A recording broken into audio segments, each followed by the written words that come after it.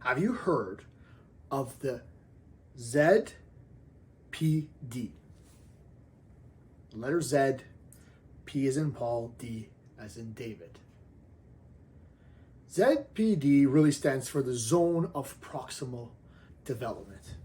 And that's really just a fancy way of stretching you beyond your current limits. And there are some researchers that theorized and suggested that in order to best support people in learning and excelling and progressing, we have to push them into the zone of proximal development. And what that means is just a level slightly beyond what you're currently doing, what you currently believe you're able to do, what you're currently planning.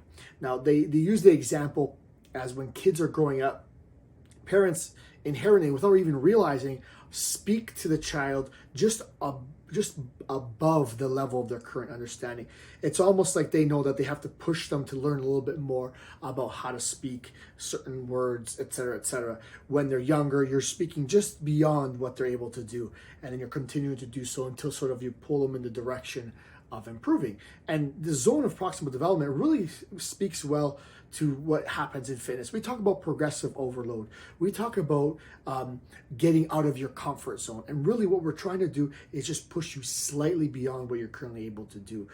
Progressing the weight a little bit more, progressing the intensity, the volume, whatever it may be. We're just trying to push it, we're trying to nudge it forward. And we're consistently nudging it forward to the point where you're able to do it all.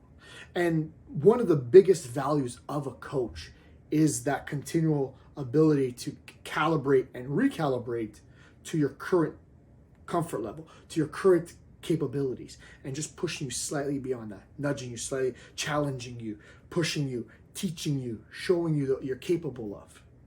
And if you continually move into the zone of proximal development, just nudging a little bit beyond what you're currently able to do, you are guaranteed to succeed. You're guaranteed to move towards your goal as well.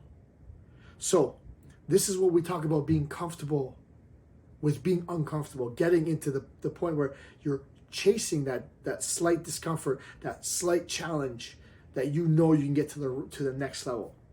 And one of the things in the zone of proximal development that is really interesting is that we find that if something is not challenging enough, you're not excited by it. You're actually demotivated in a sense that you don't look forward to. This is too easy. It's perhaps what would happen if I asked you to start doing some cursive writing, practicing some cursive writing. But maybe when you were a child, you weren't able to do it at all. And maybe it was exciting to learn these new words and how they connected, etc. And then if you look at the top end, let's say you are in grade, or maybe you're right now, let's say, and I'm going to ask you to start solving these complex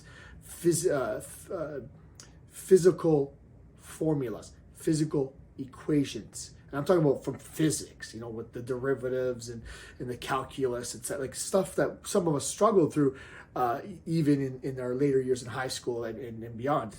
So that can be demotivating if it's impossible for you to complete the task, to be able to do the thing. You're also going to be demotivated. You're not going to be, you don't want to challenge. So being too challenged and not challenged enough, this is sort of this opposite ends of the spectrum. Both have the same effect in the sense that they're not helping you to move forward.